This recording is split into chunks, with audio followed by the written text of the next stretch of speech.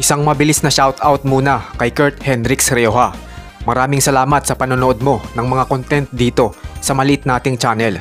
Salamat din sa mga dati at bagong subscribers dito sa Raygan TV. Mahigit isang buwan matapos ang Dark Tournament, may natanggap na impormasyon si Kuwenma na may kakaiba at malawakang nangyayari sa mundo ng mga tao. Ayon sa impormasyon, hindi ito kagagawan ng mga halimaw at ito ang unang beses na makaenkwentro ng ganitong kaso si Kuwenma. Samantala, sina Eugene, Alfred at Dennis ay muling namuhay bilang mga estudyante matapos ang Dark Tournament. Pero ang hindi nila alam ay isang malaking banta ang paparating. Si Vincent ay napansin naman ang pagiging aktibo ng mga babababang uri ng mga nilalang at napaisip kung isa ba itong senyales ng isang panganib. Pero sinabi naman niya sa kanyang sarili na wala naman siyang pakialam kung ano man ang mangyari. Si Dennis ay napansin rin ang hindi pangkaraniwang nangyayari sa paligid dahil sa nakita niyang Makaichu o Makai insect. Kaya naging palaisipan ito sa kanya kung bakit may naligaw na ganong nilalang sa kinaroroonan niya. Naging malinaw kina Dennis at Vincent ang lahat tungkol sa mga kakaibang pangyayari nang muli nilang makita si Master Genkai at sinabi nito ang tunay na sitwasyon. Pero bago pa nila makita si Genkai ay hinarap muna nila ang tatlong tao na hindi tulad ng nakararami. Sila ay sina Yu Kaito, Kido Asato at Mitsunari Yanagisawa na kumonsulta kay Genkai dahil sa hindi nila maipaliwanag ang kanilang nadiskubring kakaibang kakayahan na sumubok kina Eugene. Si Kaito ay may kapangyarihan na tinatawag na tabu. Kapag nasa loob ng kanyang teritoryo na may 20 metro ang diameter ay bawal banggitin ang salita na siyang mag-iisip kung ano ito. Ang anumang violenting aksyon ay walang silbi sa teritoryo niya. Kapag binanggit naman ang bawal na salita, ay lilisanin ng kaluluwa ang katawan ng sino mang nagbanggit nito at mapapasakamay ni Kaito ang kaluluwa. Sa loob ng teritoryo niya, kailangang sundin ang patakaran, labanan ng talino at diskarte. Matatalo lang si Kaito kapag nabanggit niya ang bawal na salita. Ang kapangyarihan naman ni Kido ay may kinalaman sa anino. Una, ang shadow paralysis. Kapag tinapakan ni Kido ang anino ng sinuman ay hindi ito makakagalaw. Pangalawa, ang shadow manipulation. Sa kakayahang ito, mapapagalaw ni Kido ang sarili niyang anino. Si Yanagisawa naman ay may kakayahang makopya ang memorya at pisikal na anyo, kasama na rin ang fingerprints at DNA ng sino mang mahahawakan niya. Ang pagdukot kay Eugene na isinagawa ng grupo ni Kido ay pakanalang ni Genkai. Kinasabwat niya ang tatlo para masubok sina Eugene. Ang layunin ni Genkai sa kanyang isinagawang pagsubok ay para mabigyan sina Eugene ng leksyon na kahit ang taong may simpleng kapangyarihan ay maaari pa rin silang matalo o maisahan. Paghahanda na rin ito para sa mga taong kanilang haharapin na nagtataglay din ng mga kapangyarihan. Ayon kay Master Genkai, ang dahilan ng mga kakatwang pangyayari ay dulot ng pagbubukas ng malaking lagusan na matatagpuan sa syudad ng Moshiori. Si Dennis ay hindi makapaniwala na merong ganong klase ng kapangyarihan na pwedeng gumawa ng lagusan na magdudugtong sa mundo ng mga halimaw at sa mundo ng mga tao. Maging si Kuwenma ay hindi rin makapaniwala na ang pagbubukas ng malaking lagusan ay nangyayari na at palaisipan sa kanya kung sino ang may kagagawan. Pero nang magpunta si Dennis sa espiritual na mundo para kausapin si Kuwenma, sinabi ni Dennis na alam na ni Kuwenma kung sino ang may kagagawan sa paggawa ng lagusan. Pero itinanggi ito ni Kuwenma at itinago muna sa kanyang sarili kung sino ang may pakana, sa kadahilan ng hindi pa siya naniniwala na gagawin yon ng pinaghihinalaan niya. Sa pag-uusap ni Genkai at Kuwenma, sinabi ni Genkai na sa nakalipas na isang buwan ay may 30 katao na nagkaroon ng kapangyarihan ang lumapit sa kanya at lahat ito ay residente ng Moshiori City. Dahil sa impormasyong binigay ni Genkai, sinabi ni Kuwenma na ang pagbubukas ng lagusan sa nasabing syudad ay nasa ikalawang stage na. Ayon kay Kuwenma, sa pagbubukas ng lagusan hanggang sa ito'y matapos ay merong 4 na stage. Bawat stage ay may iba't ibang epekto sa mundo ng mga tao. Sa unang stage, ang apektadong lugar sa pagbubukas ng lagusan ay magkakaroon ng walang kabuhay-buhay na atmosfera at magayabong ang bilang ng mga kakaibang nilalang gaya na lamang ng mga Makaichu o Makai insects. Inilarawan mismo ni Kido na isang residente ng Moshiori City na ganoon na mismo ang nangyayari sa kanilang syudad. Sa pangalawang stage naman ay may mga individual o psychics na maglalabasan. Sila yung mga nagtataglay ng hindi karaniwang kakayahan, kabilang na nga dyan sina Kido, Kaito, Yanagisawa at marami pang iba. Ang pagkakaroon nila ng kapangyarihan ay dulot ng pagkalat ng demon energy mula sa lagusan. Isang patunay dito ay nang suriin ni Genkai ang pamburang ginamit ng isa sa mga kalaban na isa ring psychic. Napansin niya na may demon energy ang pamburang ginamit ng kalaban para patamaan si Murota. Sa ikatlong stage naman, dahil nga sa pagkalat ng demon energy sa apektadong lugar, ito ang magiging dahilan para magsilitawan ang mga Class D pababa na halimaw. Sila yung mga klase ng halimaw na may mababang intelektual, ang alam lang nila ay ang pumatay. Kapag umabot na sa 2 kilometro ang diameter ng lagusan, ito na ang ika-4 o huling stage. Makakapasok na ang Class C at B na halimaw pero hindi ang mga Class A at ang mga pinakamalalakas na Class S. Dahil sa Kekai Barrier, mapipigilan itong makatawid ang mga Class A at S na halimaw. Kaya naman ang may pakana sa pagbubukas ng lagusan ay hinahanap ang taong may kakayahan para sirain ang barrier. Ayon kay Koenma, may 3 linggo na lang bago magbukas ng tuluyan ang lagusan. Ang paraan para matigil ang paglaki nito ay pigilan mismo ang gumawa ng lagusan.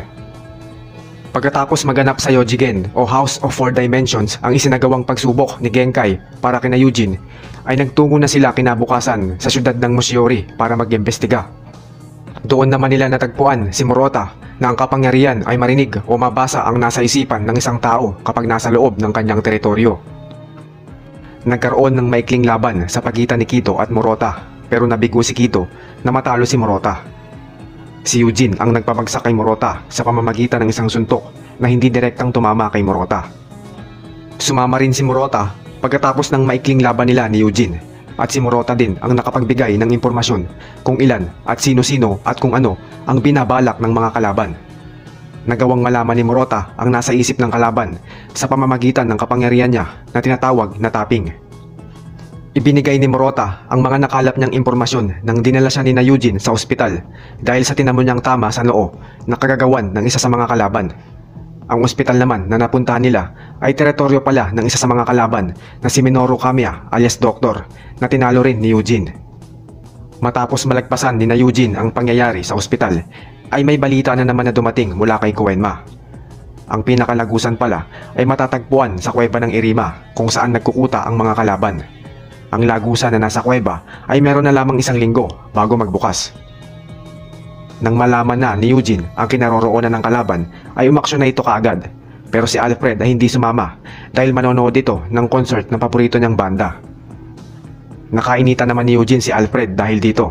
Pagkatapos ay umalis na si Alfred at wala nang nagawa si Eugene. Maulan ang gabi nang matapos na sina Alfred at ang mga kaibigan niya sa panonood ng concert. Dito na nagpakita kina Alfred ang isang miyembro ng Sensui 7 na si Kiyoshi Mitarai alias Seaman.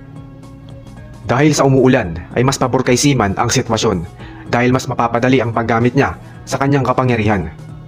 Kapag inihalo niya ang kanyang dugo sa tubig ay lilikha ito ng isang malalikidong nilalang. Ang lakas ng nilalang ay dedepende sa kung gaano karaming dugo ang ihahalo niya sa tubig. Hindi pa nanunumbalik ang espiritual na lakas ni Alfred. Wala itong laban kay Seaman. Sinubukan ding lumaban ng mga kaibigan ni Alfred pero lahat ito ay nauwi lang sa pagkakulong sa loob ng teritoryo ni Seaman. Kahit na walang laban si Alfred ay desidido pa rin itong iligtas ang kanyang mga kaibigan. Kaya sumugod si Alfred pero nakulong din siya sa loob ng teritoryo ni Seaman. Nagpumilit kumawala si Alfred dahil anumang oras mamamatay sila sa pagkalunod. Ilang sandali pa ay may naramdaman si Seaman na parang may humiwa sa kanya.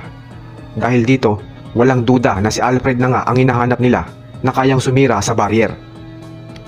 Hindi nagtagal ay napalabas na ni Alfred ang dimensional na espada at mula sa loob ng teritoryo, hiniwa niya si Seaman dahilan para bumagsak ito. Dahil sa humina si Seaman sa natanggap niyang atake, naglaho na rin ang teritoryo niya kaya nakalabas na sina Alfred at ang mga kaibigan niya. Sa kabila ng ginawa ni Seaman ay tinulungan pa rin siya ni Alfred. Dinala naman ni Alfred si Mitarai sa apartment ni na Eugene. Pagkagising ni Mitarai ay kinuwento niya kina Eugene ang mga napanood niya sa videotape na Black Chapter. Mapapanood dito ang mga kalupitan na ginawa ng mga tao. Ang nasabing tape ay top secret ng espiritual na mundo. Pero dahil sa pagligtas ni Alfred kay Mitarai, muling nabago ang masamang tingin ni Mitarai sa mga tao. Sa parehong araw ding yun, nag-usap sina Dennis at Eugene. Nabanggit ni Dennis na nagpunta siya sa espiritual na mundo para kausapin si Koenma tungkol sa may pakana sa pagbubukas ng lagusan.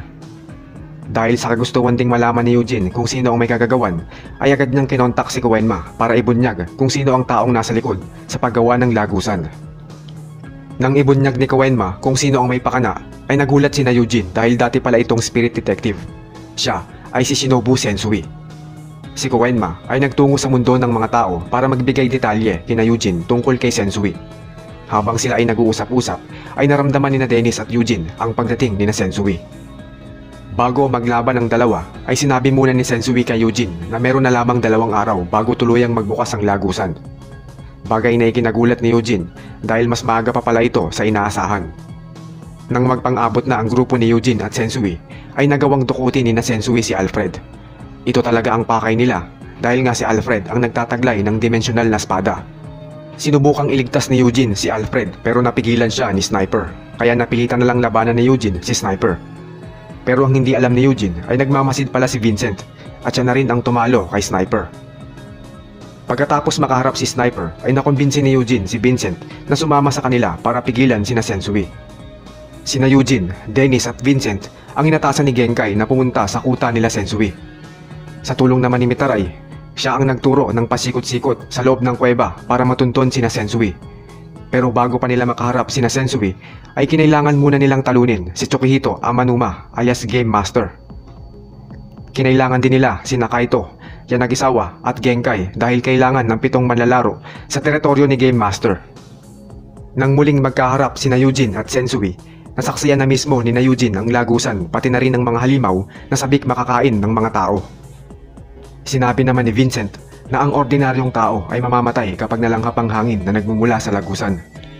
Napansin din ni Vincent na mukhang nagtataka si Mitaray sa nakikita nito. Sinabi ni Mitaray na bakit si Gatekeeper ay wala na sa bangkang kinauupuan niya para manipulahin ang lagusan. Sagot naman ni Gatekeeper ay hindi na niya makontrol ang lagusan, kusa na itong nagbubukas. Bago pumasok sa kuweba sina Eugene ay may sinabi si Dennis. Sa tingin niya, unti-unting lumalakas ang kapangyarihan ni Gatekeeper kaya mas napabilis ang pagbubukas ng lagusan. May 30 minuto na lang bago tuluyang magbukas ang lagusan nang matuntun ni Eugene sina Sensui. Si Sadao Makihara alias Gourmet ay inutusan ni Sensui na humarap kina Eugene. Kung matatalo nila si Makihara ay ibabalik ni Sensui si Alfred. Nabasa ni Makihara ang iniisip ni Seaman na kung paano maililigtas si Alfred, pati na rin ang iniisip ni Dennis na tungkol sa pagkamatay ni Amanuma na siya ang dahilan. Dahil dito, nakukonsensya si Dennis. Sa pagtataka ni Eugene kung bakit parang nakakapagbasa ng isip si Makihara, ay nagkaroon siya ng hinala. Pero iniisip pa lang ni Eugene ay sinabi na agad ni Makihara na tama ang iniisip ni Eugene. Kinain pala ni Makihara si Murota, kaya nalaman nito ang mga iniisip nila. Si Dennis ang humarap kay Makihara at agad itong pinabagsak gamit ang latigong rosas. Pero alam niya na may nagtatago sa katawan ni Makihara. Nang kinain ni Makihara ang nakatatandang tuguro, nagresulta ito ng unti-unting pagsakop sa katawan ni Makihara. Ikinagulat ni Eugene ang paglitaw ng nakatatandang tuguro, pero hindi rin naman naging problema ang paglitaw nito.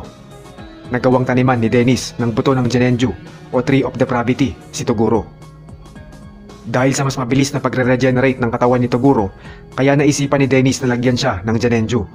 Ito ang paraang naisip niya para mapigilan si Toguro. Kapag nasa katawan ng biktima ang Genenju, puro ilusyon lang ang makikita ng biktima habang unti-unting kinukonsumo ng Genenju. Hindi magtatagal, mamamatay na rin ang biktima.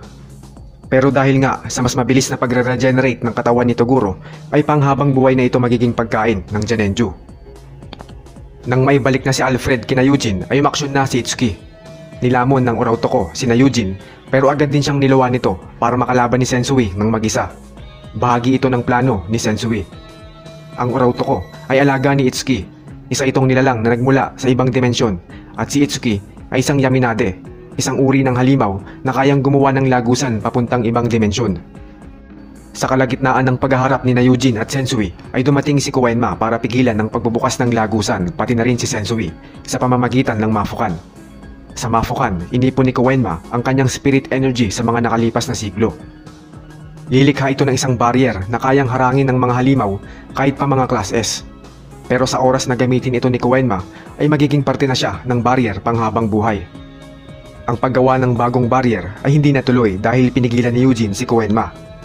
Nagalit ito kay Koenma dahil gusto ni Eugene na walang makikialam sa laban nilang dalawa ni Sensui. Nagawang makuha ni Sensui ang Mafukan mula kay Eugene at dahil dyan, nagkaroon naman ng magandang pagkakataon si Koenma para gamitin kay Sensui ang Mafukan. Pero hindi umubra ang kapangyarihan ng Mafukan kay Sensui. Habang nakikita ni Alfred ang pag-atake ni Sensui kay Eugene, ay nakaramdam ito ng lungkot at inalala ang kanilang mga pinagsamahan, lalo pa nang malaman ni Alfred ang plano ni Eugene na isakripisyo ang kanyang buhay. Naisip ni Eugene na kapag nasaksiyan ng mga kasamahan niya ang kamatayan niya, lalo na si Alfred, ay mas magiging malakas sila at magkakaroon ng tsansang matalo si Sensui. Dahil sa kagustuang matulungan si Eugene, ay muling napalabas ni Alfred ang dimensional na espada at ito ang naging susi para makalabas sa loob ng Urautoco. Pero nauna pa rin si Sensui na tapusin si Eugene. Tuluyan nang nagbukas ang lagusan. Si Vincent ay nagpakawala ng Black Dragon Spirit na dahilan para maitulak si Shinobu patungo sa loob ng lagusan. Pero hindi ito gumawa ng anumang pinsala kay Shinobu dahil sa taglay niya ang sacred energy na kayang promotekta sa kanya sa mga atake. Sina Alfred, Dennis at Vincent ay sinundan si Sensui papuntang mundo ng mga halimaw. Pero hindi na maaaring makatawid sina Dennis at Vincent sa Kekai Barrier. Dahil sa puntong iyon ay umangat na sila sa pagiging Class A Demon. Wala nang ibang paraan kaya sinira na ni Alfred ang harang at silang tatlo naman ang lumaban kay Sensui. Pero hindi nila kinaya ang lakas ng kapangyarihan ni Sensui. Sa dako naman ng espiritual na mundo, nagbaba ng kautusan si Haring Enma. Ito ang tapusin si Eugene dahil napag-alaman nilang may dugong Masuko ito. Ang mga Masuko ay sinaunang lahi ng mga malalakas na halimaw. Para may isagawa ang kautusan ay ipinadala ni Haring Enma ang SDF para tapusin si Eugene. Ang anumang Class A at S na halimaw na nasa mundo ng tao ay kailangang puksain ng SDF. Nakikita na nila na isa ng banta si Eugene sa mundo ng mga tao, kaya agad nagtungo ang SDF sa kinaroroonan ni Eugene. Sinubukang pigilan ni Koenma ang SDF sa pagtapos kay Eugene, pero nanaig pa rin kay Kapitan Otake ang katapatan niya sa kanyang tungkulin. Gayunpaman, nabigo ang SDF na tapusin ang kanilang misyon. Ang dating maliit na si Pooh ay dumating pero isa na itong malaking ibon. Pinotektahan ni Pooh ang katawan ni Eugene sa mga pag-ataking ginawa ng SDF. Dahil sa pambihirang pangyayari na tinatawag na Grand Atavism ay muling nabuhay si Eugene. Naging aktibo na ang pagiging Masuko niya na minana niya pa kay Raizen. At ang paglakas naman ni Eugene kumpara nang magsimula pa lang siya sa pagiging spirit detective ang nag-trigger para magising ang kanyang pagiging Masuko. Pagkatapos mabuhay ni Eugene ay nagtungo na siya kasama si Koenma sa mundo ng mga halimaw para tapusin ang naudlot na laban nila ni Sensui. Sina Dennis, Vincent at Alfred ay tatapusin na sana ni Sensui pero hindi ito natuloy dahil sa pagdating ni Eugene na lulan ni Pooh. Dahil sa bagong kapangyarihang taglay ni Eugene bilang isang Masuko ay kayang-kaya na niyang sabayan si Sensui hanggang sa may kakaibang naramdaman at may narinig na boses si Eugene. Hindi nagtagal at nagbago na nga ang anyo ni Eugene pero sa ganitong kalagayan ay minanipula ni Raizen ang katawan ni Eugene sa maikling panahon. Ikinatuwa naman ni Sensui ang nasaksiyan dahil gusto niyang makasagupa ang isang alamat na Masuko. Maya-maya pa ay binigyan na ni Eugene ng sunod-sunod na atake si Sensui at isang matinding ray gun. Dahil dito ay talagang napuruan si Sensui. Hindi nagustuhan ni Eugene ang naging katapusan ng laban at sinabi niya na hindi niya alam ang mga nangyari. Sumunod rin si Itsuki sa mundo ng mga halimaw at sinabi niya kina Eugene na may malubhang karamdaman si Sensui. May kalahating buwan na lang ang itatagal niya. Tinanong naman ni Eugene si Koenma kung may magagawa siya para kay Sensui. Sinabi naman ni Koenma na kaya niyang gamutin ang malubhang karamdaman ni Sensui kung nasa kanya pa ang buong kapangyarihan ng Mafukan. Kaya lang ay naubos ng lakas ng Mafukan at nasira na rin ito nang pinigilan ni Koenma si Sensui. Kung sakali mang na kay Koenma pa ang Mafukan ay hindi na rin niya mapapagaling si Sensui. Dahil bago pa magamit ni Koenma ang Mafukan laban kay Sensui ay nagamit na niya ito para buhayin si Amanuma na namatay mismo sa loob ng kanyang teritoryo nang matalo ni Dennis. Nagawang pigilan ni Sensui ang Mafukan dahil nang gamitin sa kanya ito ni Koenma ay bawas na ang inipong kapangyarihan ni Koenma sa Mafukan. Naplanong maigi ito ni Sensui para humina ang kapangyarihan ng Mafukan bago pa man ito magamit sa kanya ni Koenma. dahil ang Mafukan ang huling barrier na posibleng nakapigil kay Sensui. Kung nagamit kaya ni Koenma ang buong lakas ng Mafukan para pigilan si Sensui, magagawa pa rin kayang kontra nito ni Sensui? Bago mamatay si Sensui, sinabi niya kung bakit plinano niya ang pagbubukas ng lagusan. Maliban sa pagkamuhi niya sa mga tao, ang pinakadahilan ay gusto niyang makapunta sa mundo ng mga halimaw at gusto niya na doon na rin siya mamatay. Nakukonsensya siya sa tuwing naiisip niya ang mga pinatay niyang halimaw. Kaya para makabawi man lang ay isinagawa na niya ang mga plano, lalo pa nang malaman niyang may malubha siyang karamdaman. Para kay Sensui, ang mamatay sa mundo ng mga halimaw at mapatay ng isang halimaw ay hindi sapat para matahimik ang mga pinatay niyang halimaw na inakala niyang mas malulupit na nilalang. Pero dahil sa isang pangyayari na nasaksihan niya ay mas may ilulupit pa pala ang mga tao. Nang mamatay na si Sensui, isinama ni Itsuki ang katawan niya sa ibang dimensyon kung saan silang dalawa lang ang naroon. Sinabi ni Itsuki na ayaw mapunta ni Sensui sa espiritual na mundo. Si Yuji naman ay gusto sanang samantalahin ng pagkakataon na hanapin sa mundo ng mga halimaw ang nagmanipula sa kanya habang lumalaban kay Sensui. Pero sinabi ni Koenma na kapag naisara na ng SDF ang lagusan sa kabilang panig o sa mundo ng mga tao, ay hindi na sila makakabalik sa mundo ng mga tao. Kaya nagdesisyon na lang na umuwi sina Eugene. Sa tansya ni Koenma, 2 araw ang gugugulin ng SDF para tuluyang maisara ang lagusan na ginawa ni Itsuki.